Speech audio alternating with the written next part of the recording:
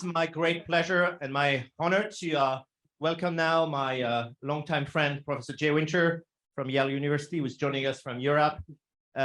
Jay Winter does not need to be presented, is a giant in the field, as you know, a renowned historian of the Great War and a leading expert on the question of memory. Professor Winter taught at the Hebrew University of Jerusalem, the University of Warwick, Cambridge, Columbia, and Yale. He's the author or co-author of more than 25 books, including his classic Sites of Memory, Sites of Mourning, The Great War in European Cultural History. In addition, he has edited or co-edited 30 books, including the 3-volume Cambridge History of the First World War, and contributed at least 130 book chapters to edited volumes. Over the course of his career and his many contributions to the field, Jay has tirelessly defended a global approach to the history of the First World War, in which a national perspective on the war has progressively given way to a comparative, transnational, and later global perspective, and in which the state is no longer the sole focus of the research. He has done so in collaboration with a group of historians who are truly transnational historians, the steering committee of the Historia de la Grande Guerre, the museum and the research center located on the very site of one of the most global battles of the 20th century, the Battle of the Somme. Founded in 1989 by a group of scholars led by Jean-Jacques Becker, the Historical Steering Committee also includes, among many other distinguished historians, Stéphane Rousseau, Annette Becker, who participates, as you know, into this conference, and Anne Rasmussen and John Horn, who were not able to attend, but who are also part of a project globalizing the history of the world wars. Without them, without their work, without Jay's work, the field and the questions we are asking today will be radically different indeed.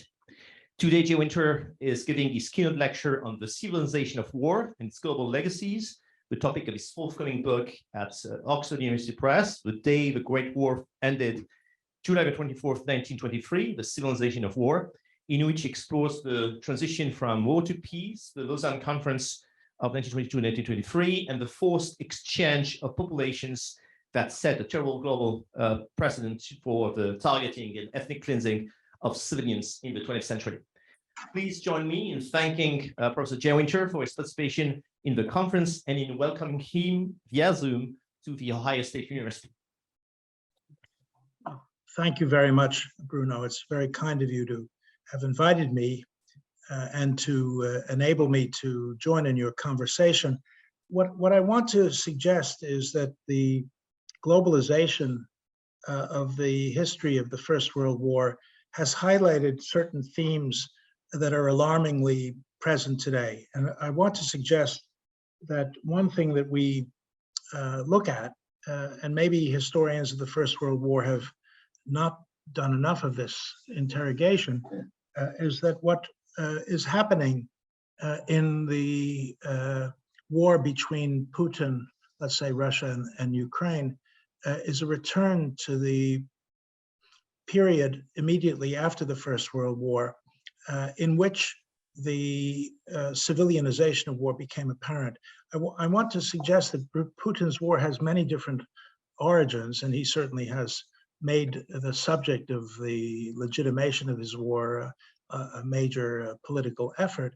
But one of the things he's doing is to return to a certain kind of war that we can see in Chechnya, in Syria, as well as in Ukraine, in which the boundaries between civilian and military targets is entirely obliterated. Indeed, I believe that, without being an expert on the Russian war effort, that Putin's war is targeting civilians directly.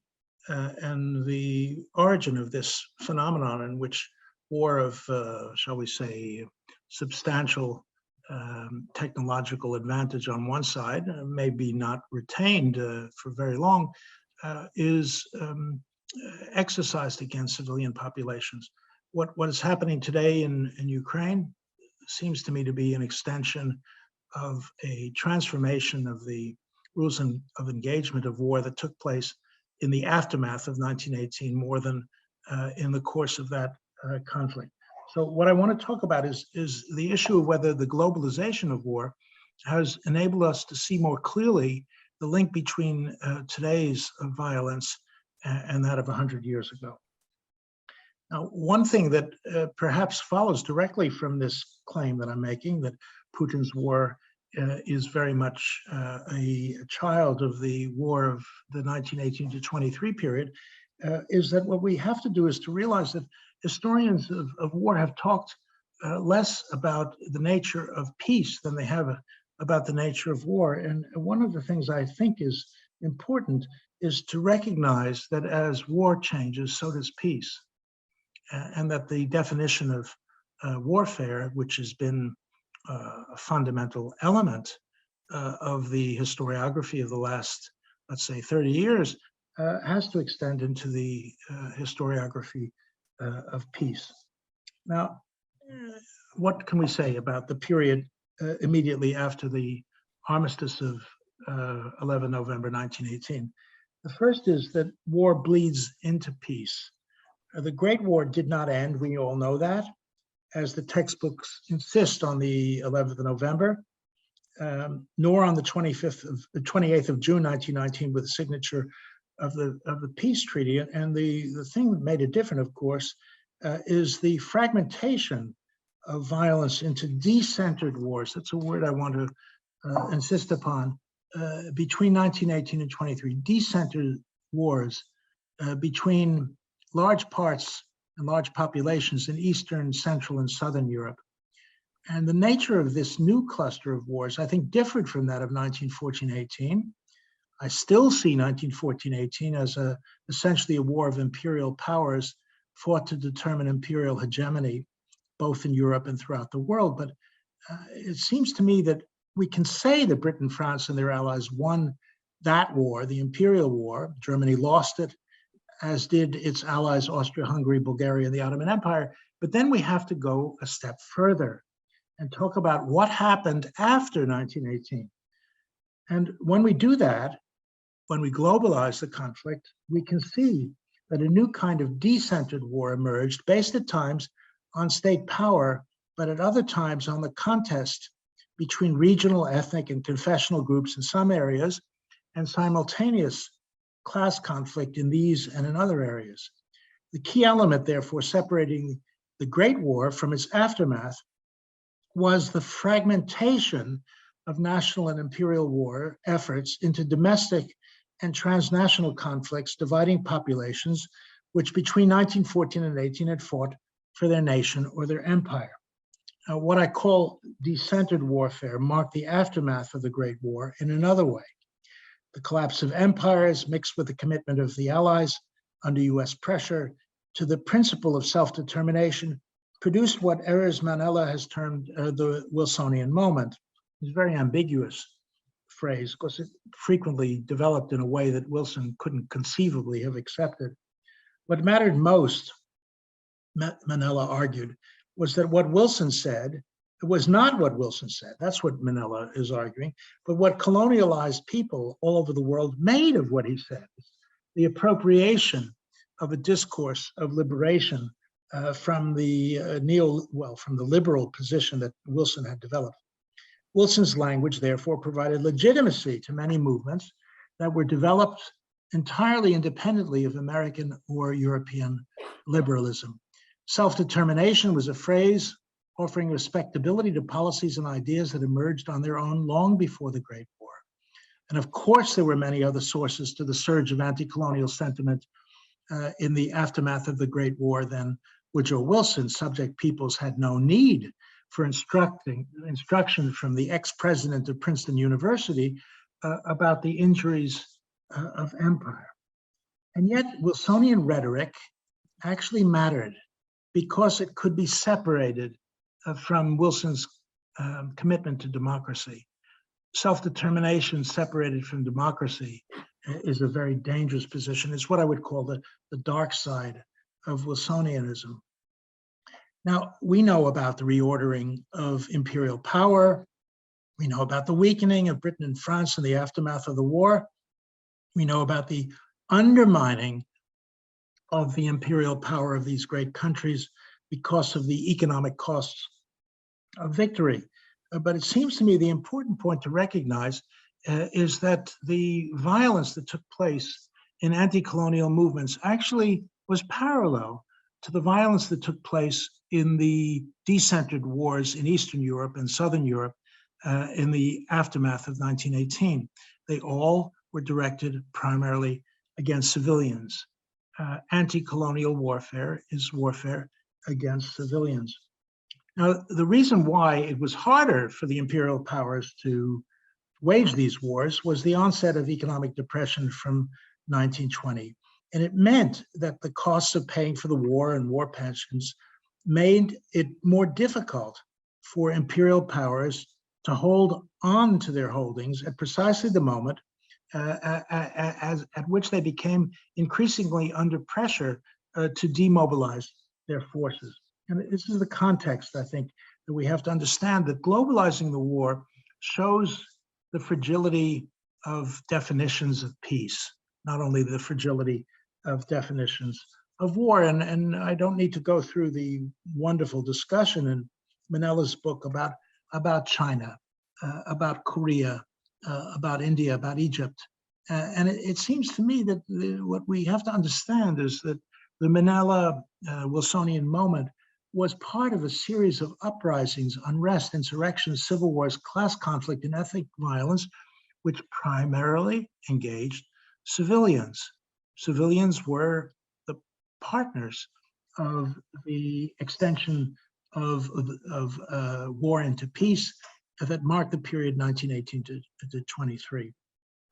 Now, was the war violence of 1914-18 different from the war violence of 1918 to 23? I think the answer is yes. And I want to put this as a speculation, because there's an awful lot more that we need to learn about the period 1918 to 23. Let me give you an example. The example is a case from the city of Lviv, which once was called Lvov. Can we have the first slide, please? Yeah, moving to. Thank you. Now, this is a slide of a Hasidic synagogue in the city of Lviv. I will use the current name of it, although at the time this synagogue was burnt down and looted, it was called Lvov. And before that, just a couple of years before, it was called Lemberg. And Philippe Sand's marvelous story of his own family and of Lemkin and the legal, as it were, elite that came out of this city is something I recommend to you all. It's called East-West Street in the English version. I think it's called Retour à Lemberg in the French version. I'm not sure about the other the other titles. But what he showed was astonishing. This is also part of the scholarship of Christophe Mick of the University of Warwick, who showed that in 1914-18, there had been no major anti-Semitic violence in the city. The city is very close, maybe 100 kilometers southwest of the city of Brody, which was the birthplace of the Hasidic movement and a range of other developments within Jewish life. But during the war, the city of Lviv, Lemberg, had no major anti-Semitic violence, but only the armistice unleashed it. How do we explain this? In the first week of peace in November 1918, after the 11th of November, fighting between Polish and Ukrainian units for the control of the city led to the deaths of 150 Jews and 500 other Jews who were injured. Now, one of the city's prominent synagogues was burnt to the ground. And we can see this is not the one that was burnt to the ground, but a nearby one. The people who did it, and there's no doubt about that, were Polish militiamen, not Ukrainian militiamen. In a vacuum of power, violent incidents broke through legal, cultural, and political constraints. Now, the issue is that decentered wars were chaotic and involved sporadic rather than continual violence. But the post-1918 period, the post-11th of November 1918 period, was probably more violent for substantial sections of Eastern Europe than the pre-11 November 1918 period. We have to add, of course, the Russian Civil War, anti-Bolshevik groups fighting against each other and against Bolshevik forces. We have to add Allied intervention in support of these anti-Bolshevik groups. And yes, those who hated Bolshevism often saw a Jewish conspiracy behind it, adding an additional element to the toxic brew of brutality that spread throughout Eastern Europe at the time. So what I want to suggest is that not only the definition of war changed because of civilian targeting, but the definition of peace did too. Brigandage, warfare, ethnic violence, class conflict overlapped, returning parts of Europe to conditions of banditry and pillage, I would have said of the 17th century or even earlier. So my central argument today is that as war changed, so did peace. Armistice Day, 11 November, did not mark the beginning of a period of peace or even the suspension of violence. There are different ways of measuring this, but I think there are ways of reaching this conclusion that I'd be happy to talk about in questions. In the 4 years following the armistice, 1919 to late 22, early 23, more people died in zones of armed conflict than perished between 1914 and 1918. The demographic disaster of the post-war period was at least equal to or greater than that of the war. And of course, if we take the toll, take into account the toll taken by disease and hunger, war-related, if not war-caused, then it was much more dangerous to be alive in many parts of the globe after November 1918 than before the armistice. I think it's about time that we get rid of the phrase the interwar years as if they were 2 decades free of bloodshed and terror. The opposite is the truth. Now, clearly, the mutation of war made the business of peacemaking not only much more difficult, but much more unstable. So one way to understand the history of the post-1918 period is as a series of successful efforts by the losers of the war to tear up the treaties dictated them by the winners. Robert Gervart has already, I think, documented this well. But what I think needs to be recognized is the most spectacular period of the tearing up of the peace treaty was the last. It was the last treaty signed at Lausanne on the 24th of July, 1923. Now, why does this moment, the last treaty of the war, matter so much? Because it is my view that at this treaty, we see the full and I think unadulterated character of the phenomenon that I call the civilianization of war. That term is meant to capture the shift from wars directed exclusively against enemy armies, or as much as possible against enemy's armies, by centralized command of states, to wars with or without command centers that primarily target civilians. Now, protecting people who did not take part in war was the explicit purpose of the Geneva Conventions and the corpus of international humanitarian law they engendered. Now, that protection, I believe, partially broke down during the First World War. Witness German atrocities in Belgium and northern France that Alan Kramer and John Horn have established as reality and not at all fictional propaganda. Witness as well the Armenian genocide of 1915, as well as the naval blockade of the Central Powers after the armistice, the purpose of which was to starve civilians into not going back to war. Witness too the egregious treatment of colonial civilians in wartime, both before and during the First World War. Still, the primary focus of the 1418 war, I believe, was on mass armies whose fate determined the outcome of the war. The German army lost the war on the field of battle. Yes, the boundary between civilian and military targets had been eroded by 1918, but in the 5 violent years that followed, I believe that distinction between civilian and military targets was erased. The Lviv pogrom, cited just a moment ago, showed what this meant. Violence against civilians in Europe and beyond became the norm, and how to distinguish between armed bands under a recognizable authority and criminal bands was anybody's guess. There's a substantial literature now that locates mass anti-Semitism as a product of the post-war period rather than of the war itself. Let's look away from the Jewish problem. The treatment of prisoners of war from Finland to Turkey became murderous in a way almost unknown during the war. More Finns died in prisoner of war camps than in combat after the Civil War of 1918-19. And of course, this is a precedent for Franco's regime, which continued the killing of Republicans on a mass scale after the end, or the so-called end, of the Spanish Civil War in 1939. Now, the decentering of war created conditions necessitating the requisitioning of supplies in the field. This meant expropriation, robbing, killing, maiming, or beating peasants and villagers, destroying their homes, seizing their animals, theft, and violence on the grand scale. But it also entailed the use of hunger as a way of asserting the authority of an insurgent group. In some ways, I think historians of the First World War have globalized it without incorporating the Russian Civil War into the story of the world conflict. I think it's time to do so. Now, finding stability was almost impossible under conditions of economic chaos and epidemic disease.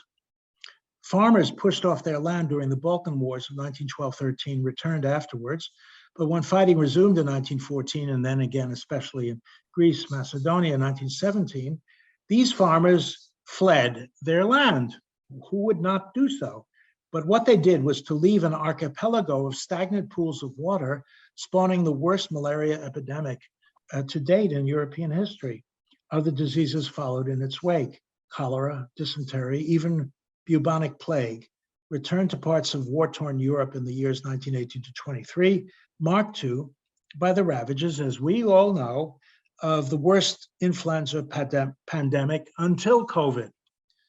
Maybe even 1918-19 was worse. I won't get into that now, but it certainly was part of the story then. Now, the question has to be posed: why did this series of decentered wars, wars without national centers, come to an end? The first reason is the restoration of economic stability. The inflationary spiral of 1918-23 had made recovery virtually impossible, and it took a multinational effort to stabilize all of the European currencies, especially the German one. Now, secondly, the Western powers finally recognized the Bolshevik regime, and when Lenin died in 1924, the revolutionary danger appeared to subside. The third reason for the end of this period of violence is the one I think personally prefer, is sheer exhaustion, which diminished the capacity of warring groups to carry on the struggle. By 1924, Europe had become, once again, a continent of legitimate nation states. But the stability of those states was compromised both by the ravages of interstate wars, as well as by conflicts among a wide array of warring groups regularly targeting non-combatants. What happened in Anatolia between 1919 and 22 was both a war between armies and a war against innocent villagers on both sides. The same happened in a huge arc of violence extending from Helsinki to Baku, and indeed, I would say, in another sweep through Morocco to Ireland. The civilianization of war left enduring traces in this period. And I turn now to the second part of my talk. In the last peace treaty signed to end the war in 1923 at Lausanne. I want to suggest that the Treaty of Lausanne has had insufficient place in histories of the Great War because, and we need to change that, because it indirectly marked a threshold, separating a period when war against civilians was part of war, though not its defining feature. Lausanne began a period that I believe Putin is carrying on, in which we still live, when war against civilians became the norm, not the exception. Putin's war in Ukraine, I believe, is one such war against civilians. He's deliberately targeting civilians. This is not an accident. This is the definition of war. This is the way that he can compensate for the reverses his military suffer. It's by killing women, children. It's by targeting hospitals, schools, and civilian habitation. All right, let me try to describe to you why I believe that the Treaty of Lausanne announced this new period of the civilianization of war that Putin is embedded in. After the complete defeat of Greek forces in Anatolia in August, September 1922, all the powers, the victorious ones and the defeated ones, agreed that it was time to make peace. That termination of hostilities was the purpose of the negotiations at Lausanne, starting on the 20th of November 1922 and concluding on the 24th of July 1923.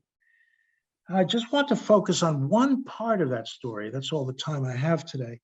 I focus on the drafting and adoption of what became Section 6 of the treaty, the convention respecting the exchange of Greek and Turkish populations and protocol signed on the 30th of January 1923.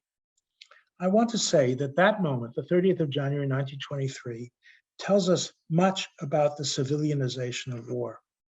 The treaty, signed 6 months later, set as one of the conditions of peace the unmixing of populations. Now, the term unmixing was used not first, but I think in most prominent fashion, by Fridtjof Nansen, the celebrated explorer and League of Nations High Commissioner on Refugees. In his written and his oral presentation to the delegates at Lausanne on the 1st of December 1922, 10 days after the conference had started. Now, today we use a sanitary metaphor for the forced expulsion of peoples.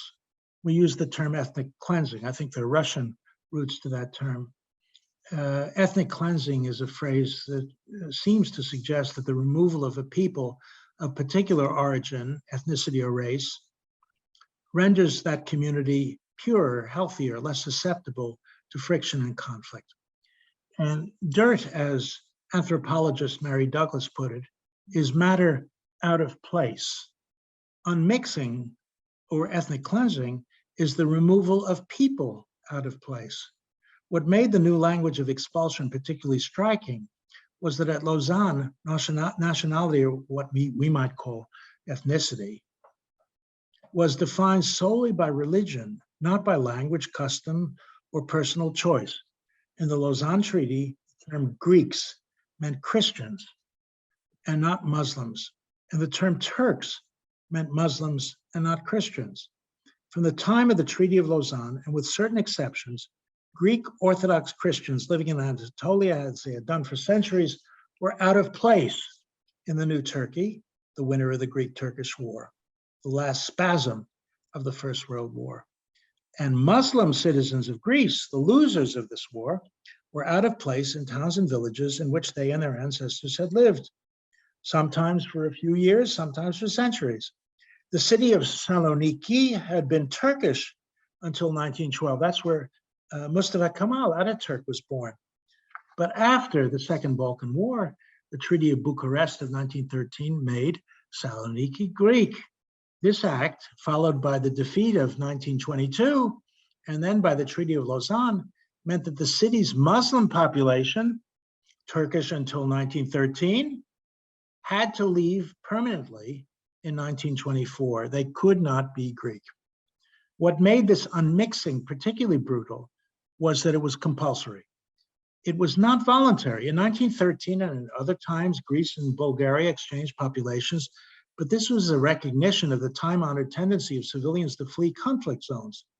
Millions did so all over Europe between 1914 and 18, but after the war, and only after the war, civilians who were trapped in areas in which fighting occurred had to leave their homes. In 1923, and for the first time, to end this kind of war, population exchange became compulsory. Now, the civilianization of war meant that civilian ethnic cleansing became an integral, effectively an essential part of the peace settlement. Now, at Lausanne, civilian populations in the millions were hostages exchanged in the interests of peace. This seems to me to be one of the parallels between the two world wars, where for Hitler and the Nazis, the Jewish population of occupied Europe were hostages to prevent the United States from entering the war. Now, with the exception of Constantinople and the islands of Imbros and Tenedos, Greeks could stay, and in Western Thrace, where Muslims could stay, everybody else in the newborn Turkish Republic in Anatolia, and everybody else in Greece had to be unmixed, whether they liked it or not. The result was a population exchange of about 1.5 million people. And these people, as well as those who had already fled before 1923, could not go back to their homes. They were rendered stateless by the fact of their flight. Those still clinging to their homes who hadn't fled were evicted forcibly from them. There was a mixed commission set up to compensate those who had lost property. That is true. The problem is the long deliberations of this mixed commission produced an avalanche of paper and hardly any compensation to speak of. In 1930, both Greece and Turkey signed an agreement to say enough was enough, no more discussion of compensation. This is one of the differences between the two world wars. In 1923, through this peace settlement, compulsory expulsion was dignified by the force of international law. Now, it is true that the argument for this decision was as a life-saving measure. The humanitarian leader, Fridtjof Nansen, submitted a proposal to the delegates at Lausanne on effectively the 1st of December, barely 10 weeks after the cosmopolitan city of Smyrna, now Izmir, had been destroyed by fire and pillage in early September 1922. Everybody knew that unmixing in Smyrna meant murder, rape, and pillage. Everybody knew of the plight of the victims of this event and of hundreds of thousands of others living in what had been a war zone. But to Nansen, extreme measures were justified to prevent a mass slaughter or the slow death by starvation and diseases of civilians fleeing the conflict. The forcible removal of civilians was, in his view, a necessary humanitarian act, essential to the securing of what he calls the true pacification of the region and indeed of Europe as a whole. The leaders of the Greek and Turkish delegations at Lausanne, Eleftherios Venizelos and Mustafa İsmet, concurred, and with a mixture of distaste and resignation, so did Curzon and the other delegates of the great powers. This is the central point I want to draw to your attention today. It's a simple point. What is most striking about the terms of population exchange in the peace treaty is the language it used to describe war and the victims of war. In Smyrna, everybody saw that civilians paid the price for the defeat of the Greek forces that had invaded Turkey after the armistice of 1918. At Lausanne, the civilianization of war became a principle, an essential principle of the fashioning of peace. In a sense, the peace conference at Lausanne showed something new, but also at the same time something old. It was a conventional assembly of sovereign states, winners and losers, seeking an end to a state of war. But I believe, and I hope you perhaps see this as a function of the globalization of the history of the Great War, we can now see that the Treaty of Lausanne broke new ground. That groundbreaking moment was 1 December 1922, when the delegates took up the issue of population exchange. Think about that moment today. Now, the formal opening of the conference, as I said, was earlier. It's on the 20th of November, 1922. And just 10 or 11 days later, at 3:30 p.m. on the 1st of December, the British Foreign Secretary, Lord Curzon, called to order the 8th meeting of its Territorial and Military Commission. It's an important commission that he himself chaired. Now, Curzon said that he had convened the commission in order to discuss a question of immediate importance arising directly out of the exchange of prisoners of war, namely the exchange of populations between Turkish and Greek territory. Do you see the parallel to which I'm drawing your attention? The officially introduced was not a member of any of the delegations. He was Fridtjof Nansen, High Commissioner for Refugees, acting on behalf of the League of Nations. Prisoners of war now became part of a larger population, including civilians. Nansen brought with him a proposal for the exchange of these civilian populations, numbering over 1.5 million people. Now, this was a very dramatic event in the proceedings of Lausanne. I would say a major event in the history of 20th century warfare. But until recently, it hasn't been given the attention it deserves, and it's taken the globalization of that literature to do so. Before he came to Nansen, before he came to Lausanne, Nansen traveled through Russia, Greece, and Turkey and formulated his plan to deal with the plight of civilians displaced by the Greek-Turkish War. The plan was agreed formally on the 30th of January 1923 and inserted in the final draft of the peace treaty signed in July of that year. And the question is, why was Fridtjof Nansen, Norwegian explorer, scientist, writer, and statesman, at Lausanne that day? He had prepared a speech to answer that question. It was distributed and read out to delegates in French. He was there, he said, to deal with a humanitarian disaster unfolding at the time. This is how he saw his mission. I cite Nansen. I am very happy, he said, to have been able to accept the invitation conveyed to me by Lord Curzon to address this commission of the Peace Conference on the subject of the proposed exchange of the Greek and Turkish minorities in their respective countries. It is a matter to which I have been able during the last 2 months to give a great deal of attention, and one which I venture to think deserves the consideration and the immediate and urgent consideration of the delegates gathered in Lausanne today. It is a matter which, after the investigations I've been privileged to make, I believe to be, and I speak advisedly, of real importance to the peace and economic stability of the Near East. It may perhaps be right for me to explain in a few words why I've devoted some time to the study of the proposed exchange of populations, and why I felt it my duty to make a report on the subject to the governments of the members of the League of Nations. Having been charged by the Assembly with work for the hundreds of thousands of refugees who, as a result of the recent war, had left their homes in the Near East, I proceeded at the beginning of October to Constantinople and Greece. While I was engaged in investigating refugee problems there, I was privileged to enter into relations with the authorities of the Greek and Turkish governments and to bring some small relief with the funds placed at my disposal by the members of the League to the starving refugees of both nationalities. With the support of all the relevant governments, Nansen drew up his proposal for an exchange of minority populations in Greece and Turkey and traveled directly from Constantinople to Lausanne to present it immediately to the peace conference.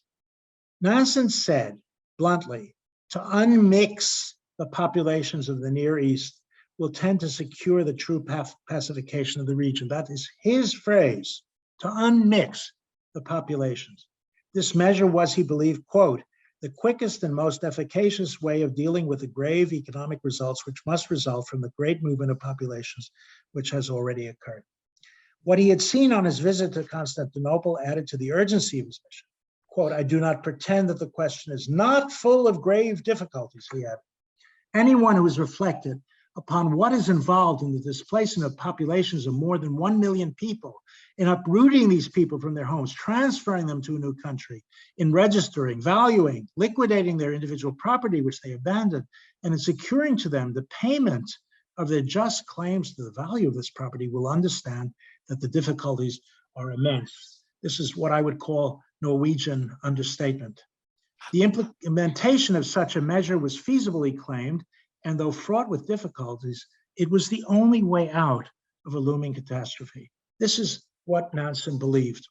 He wanted to impress, quote, upon this commission the gravity of the economic situation. There have been already very great displacements of population. Almost 1 million people have left their homes. They have left their productive employment in Turkey and are without the possibility of securing other productive employment in Greece. This is a very grave matter, and I think it is not too much to say that unless something is done, and done now, to deal with it, the economic results for both countries will be disastrous. More can be done by a prompt and efficient exchange of minority populations to prevent these disastrous economic results from coming about than by any other measure which can be taken. In carrying out such a mission, League of Nations experts would play an essential role, one in which the Turkish people, Nansen said, could have full confidence. And here is his, as it were, sop to the victors. I have had much experience of the League, he said. I have seen its dealings with countries which are not yet its members. Don't forget, Turkey was not part of the League. And I have no hesitation in saying that its spirit of impartiality is not only the great weapon by means of which it has brought about this very great result, which it has already been able to achieve, but that it is a guarantee of justice in which every government, whether a member of the League or not, can place implicit confidence. Everybody in Lausanne knew of Nansen's work on behalf of Russian refugees. If Nansen and his colleagues in Leeds could remain neutral while working in Bolshevik Russia, they could be trusted to act in a nonpartisan way in Greece and Turkey too. Think about the drama of this moment. Here was an official of the League of Nations, an honest broker, a neutral figure, a man of science, speaking not on behalf of any one nation, but on behalf of all nations. He was a man who had made his business the end to suffering. This was a perspective Nansen adopted later the same year in his acceptance speech for the Nobel Peace Prize for 1922. He entitled it, "The Suffering People of Europe." He came to Lausanne to act for them. Can I have the next slide, please? The political cartoonist Emery Kellen saw Nansen make his entry to one of the great hotels of Lausanne, where so much of the business of the peace conference was conducted. Kellen himself, who was the artist who made this extraordinary image of Nansen feeding the penguins, called himself a court jester, an artist of political cartoons capturing the idiosyncrasies of heads of state and the absurdity of aspects of international meetings. There are dozens of cameos he and his fellow Hungarian-born artist Alois Derso drew at Lausanne. Among them is the sketch of Nansen. I don't think it's at all satirical. Here is how Kellen saw Nansen at the conference. He was immense, muscular, broad-shouldered, a man who rarely smiled, pugnacious, hard-hitting, straight spitting. He had come to Lausanne to lend his massive strength, his massive prestige to those damaged by war. He was there to make peace for the civilians. In his drawing of Nansen at Lausanne, Kellen showed him feeding the penguins, but the artists were well aware he was in Lausanne to save lives. Now, think about Nansen. What is he doing here at Lausanne? He was an international figure in many different worlds. He was 61 years old in 1922. He was a celebrated zoologist, oceanographer, sportsman, explorer, writer, and diplomat. During the war, he went to Washington on behalf of the Norwegian government to help secure food supplies, especially milk for his country. In 1920, he was named one of the three-man Norwegian delegation to the League of Nations. Now, before Lausanne, Nansen worked at Geneva as but one of a remarkable group of international civil servants engaged in launching a multifaceted campaign on behalf of civilian victims of war. The first of his measures were epidemiological and medical in character, and entailed the treatment and control of the spread of both endemic and epidemic diseases. The second was military and political and focused on the effort to liberate long-suffering prisoners of war, POWs, still incarcerated long after the armistice. The third addressed the problems associated with the flight from Russia of white armies defeated in the Civil War. They were accompanied by substantial civilian populations who also fled violence and disease and went with these armies, defeated armies, into exile. In 1922, a large concentration of such people was encamped in and around Constantinople. But the fourth of his facets of his work was the plan for population exchange Nansen introduced to the peace conference at Lausanne. All four of these efforts were initiated to help victims of the process of what I call the civilianization of war. They overlapped, they reinforced each other. League of Nations officials took it as given that epidemic mortality respected no boundaries. Over time, they came to see that they, alongside other private and public agencies, had to do everything they could to contain a wave of mortality attributable to infectious disease, which, if unchecked, threatened the reconstruction of the world order. The efforts of the League, of course, didn't stop there. They worked, as I said, to repatriate POWs. Similarly, the League was engaged in efforts to help those civilians and soldiers who had fought against and then had fled Bolshevik Russia. What happened to them? They became stateless. They had lost their Russian citizenship, and their statelessness rendered them particularly vulnerable. And to enable them to find new homes, they were issued what became known as Nansen passports. The holders of these documents were citizens of no country who came into the protection of the League of Nations as Bruno Caban himself has shown in recent work. Now, these humanitarian efforts, I think, were the prelude to the fourth and most important part of Nansen's work. He was an honest broker to work out a Greek-Turkish population exchange. The measure extended the work of the League of Nations to finding a way of protecting minorities, not in their homes, but by moving them out of their own countries.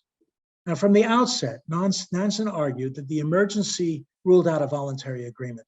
The only way to save as many lives as possible was to make the exchange compulsory.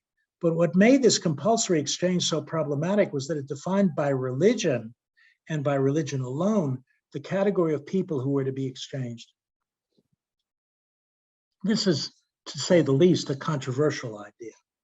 Suffice it to say, Nansen believed that after the atrocities of the previous 7 years, Greek Orthodox residents of Turkey could not remain there because of their religion. The same applied to Muslim residents of Greece. Before the treaty was concluded, there would be a parallel exception to this rule, one for Greek Orthodox residents of Constantinople, the other for Muslim residents of Western Thrace. But what mattered wasn't the exception, it was the rule. Setting religion as the sole test of nationality established a terrible precedent for the future. In Lausanne, Nansen's short-term solution to save lives during a humanitarian crisis prepared the ground for later moments of what we now call ethnic cleansing. Now, the mixed legacy of Nansen's contribution to the Treaty of Lausanne should not obscure the positive outcomes of the initiative launched by him. Nansen was an advocate for those whose lives had been disfigured by war and revolution. It is only in this context that we can understand the significance, the bittersweet significance, I would say, of what he did. His negotiations started at Constantinople and Ankara after the Turkish victory at Dumli Pinar at the end of August 22.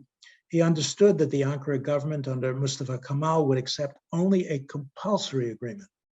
Kemal avoided meeting Nansen in Constantinople or Ankara, thereby putting the responsibility for framing the compulsory agreement not on Turkish shoulders, but on Nansen's.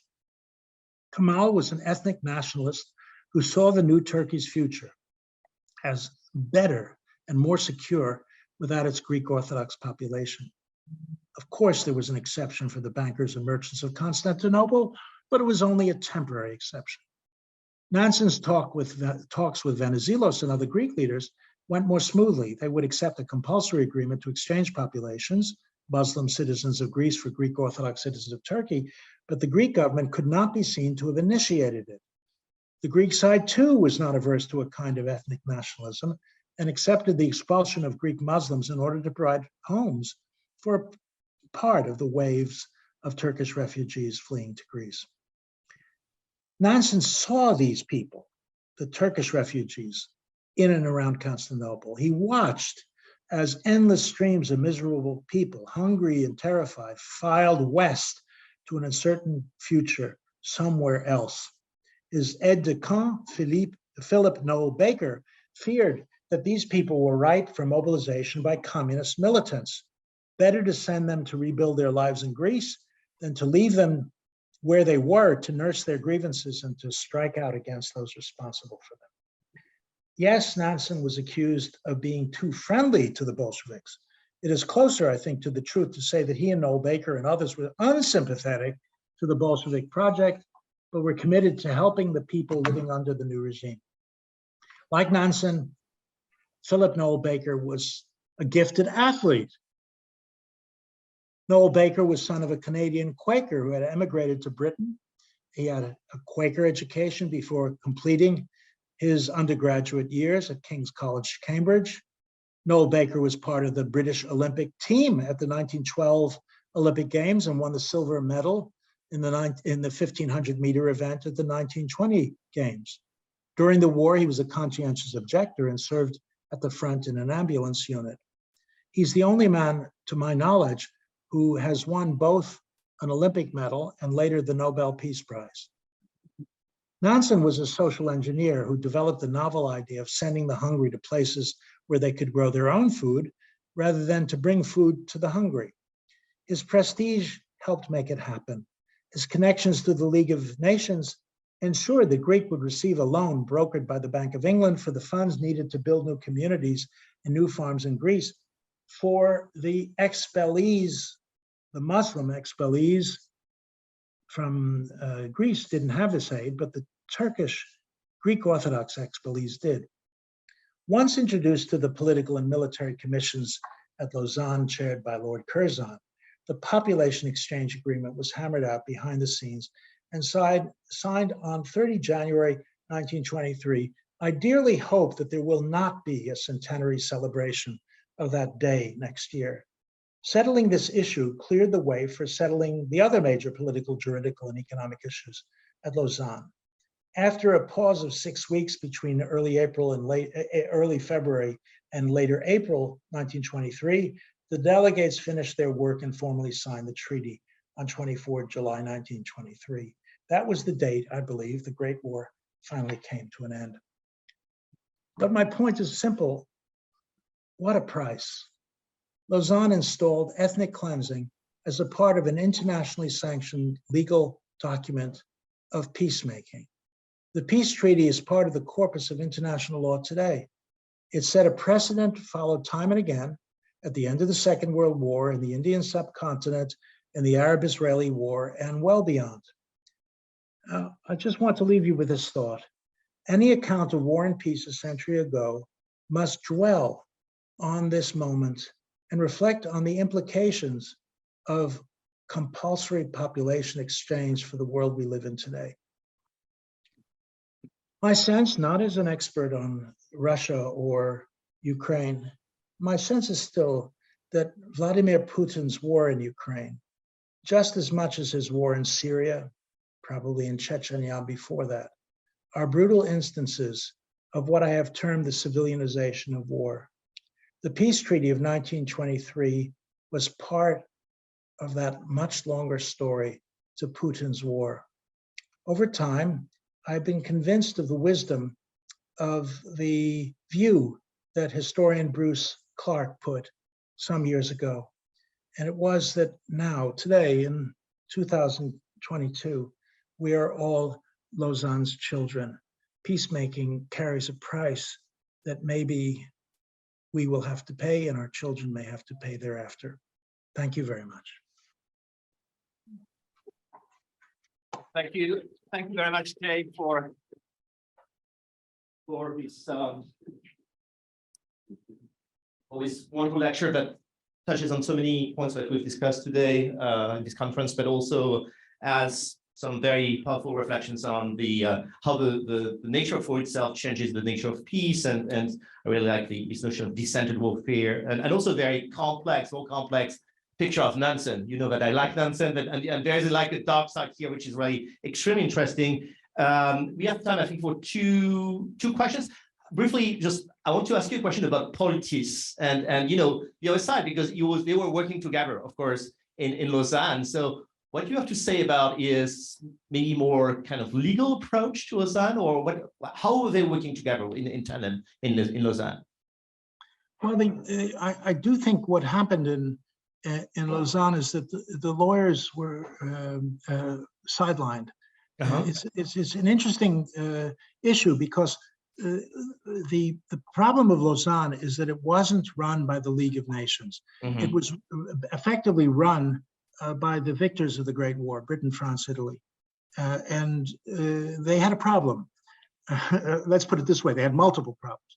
The first problem is that law could not be cited because France had just occupied the Ruhr. Yeah. You know, the January 1923 problem was that France was otherwise occupied, otherwise concerned. Nobody could look at that. And the fundamental difference in the legal approach was between Poincaré and Curzon. Curzon believed that the agreement of October 1914, that the Allies would not make separate peace without consulting their co-allied powers, still stood. And what Poincaré said was, you are effectively talking through your hat, Lord Curzon, because the war ended in 1918. And what we're talking about now is the war between Greece and Turkey. It's not the same. For the British, it was the same war.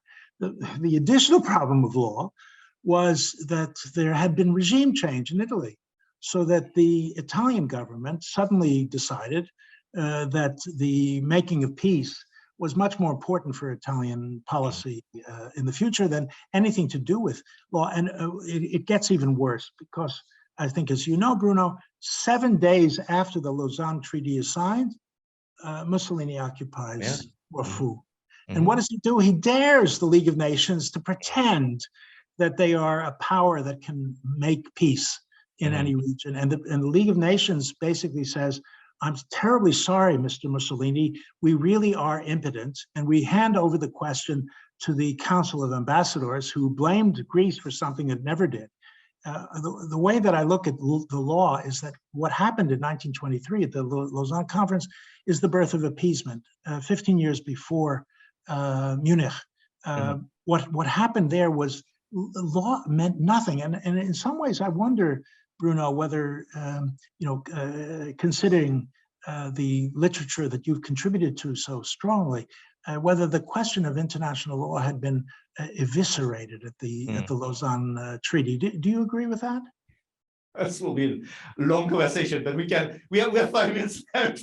We'll talk in Paris. We'll have dinner or lunch in Paris, and we can talk. We have actually a question from Mathieu Abanois, a friend from New Zealand, who's joining us.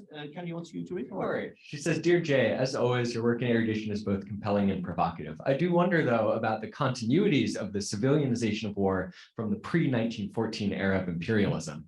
So, namely, how did the forcible removal and unmixing of civilians represent something that was already so familiar to non-Europeans, the dynamics of empire coming home at some level, enabled by the targeting and violent othering of civilians across the world, 1914 to 18. Can I build a question as a historian of the Balkans?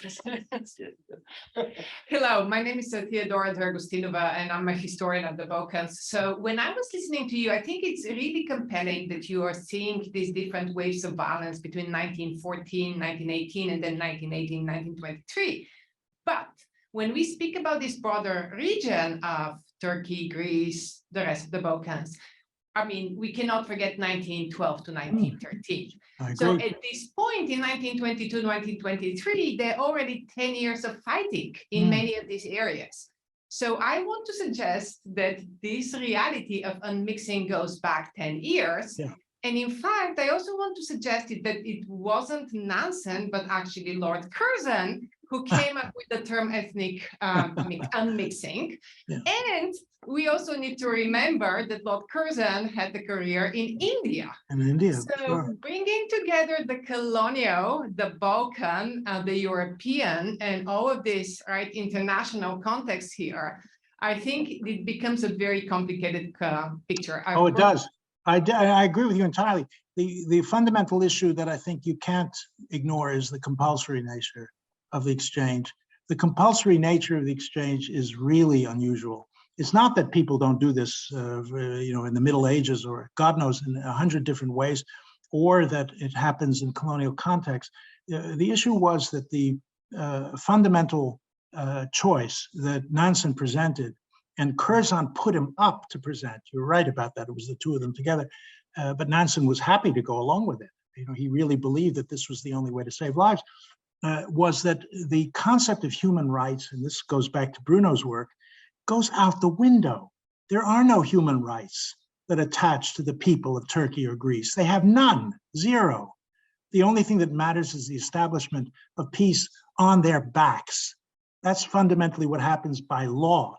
And the difference between voluntary population transfer, as any historian of the Israeli-Arab conflict will tell you, is enormous. It is, because that, that space of what we can call voluntary, and I'll put that in inverted commas, covers compulsory exchange, but what shall I call it? Cleaned up, somehow sanitized by the language of voluntary exchange, or they went anyway. We know that there is something that happened in 1923 that didn't happen in 1913.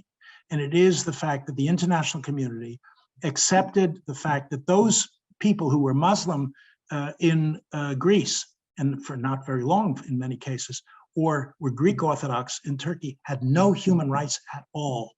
Zero.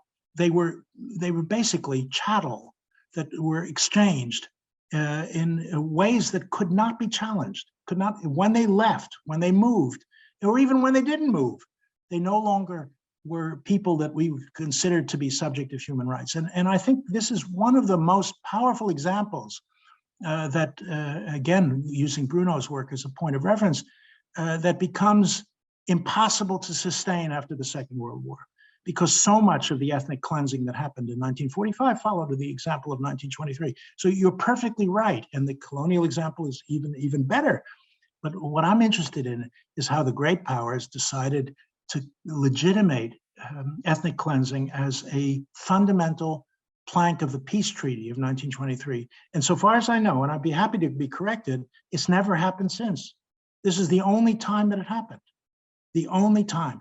And if so, we have to explain why. And for Nansen to say, I don't care, I'm happy to take Lord Curzon's responsibility because I'm a man of peace and a statesman and so on. These are people who are very, very sophisticated politicians, and what they wanted to do was save lives. They really didn't care about how people saw them later on. Curzon may be a bit more, although he was very ill, and this was the end of his career. He didn't get elected leader of the Conservative Party, and he died within 6 months. But for Nansen, I think there is a question, and that's why I put the point to Bruno, that I think there's something here which is very, very difficult to understand. Maybe it's related to Machiavelli's view that you should somehow prefer the safety of your city over the salvation of your soul. Maybe Nansen was one of those people who believed that he could sin greatly in order to save lives. Who knows? But I do believe that the Treaty of Lausanne was a catastrophe. It was something, and by the way, I don't have the time today to talk about the fact that the Treaty of Lausanne legitimated the Turkish complete, as were ignoration of the rights of Armenians. The silence of the Treaty of Lausanne is that the Armenian nation had disappeared as a nation. It now became subject to the humanitarian efforts that have continued to this day. It's exactly the question I wanted to ask you, that you did not speak about the Armenians. And I think personally that it is as bad, even worse, yes, than the transfer of population, because at least the transfer of population, they are alive. yes. When the Armenians are butchered. And my question was, isn't it, in a way, Lausanne Treaty, something like the Nuremberg trial? Yeah. It looks very much the same. Yeah. Because the Nuremberg trial did punish a number of Nazi perpetrators, but it let the Soviets go Yes. out with all their perpetration. The first one will be Katyn, Yes. and go about the hiding of the Holocaust. Yes, I agree with you. I think there are real parallels. If there is an heritage now with a war against Ukraine, it is this one and not the Lausanne one, I think. Well, I don't want to underestimate the fact that the direct targeting of civilians that are going on now, direct targeting, not accidental, has bearings on the world of Dr. Zhivago. If you read any of the literature, it can be Babel, it could be many others, about what the civil war in Ukraine was about.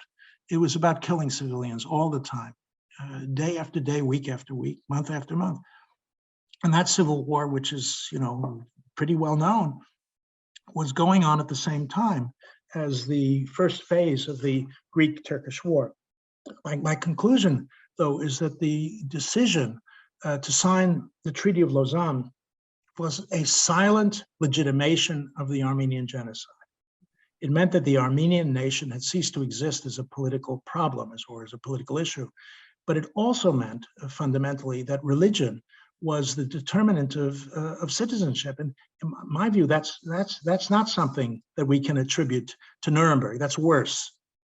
The idea that religion and citizenship are the same in 1923 had consequences that we have to take account of. But there's a third point that I do think separates the two, and that is that the League of Nations was shown to be impotent at the Treaty of Lausanne. This was great power diplomacy of the old-fashioned kind. Wilson had nothing to do with it because the United States refused to accept the treaty anyway, and then they refused to accept the mandate for Armenia as well. So what we see are what I would call a three-headed catastrophe. The definition of citizenship by religion and exclusion of populations on that basis, the legitimation of the Armenian genocide, and I would say the birth of appeasement and handling Mussolini. All three of these were moments which makes me really wonder why my old friend Zara Steiner thought that this was a great treaty, a treaty of peace. It's time to bury that. Thank you very much, Jay.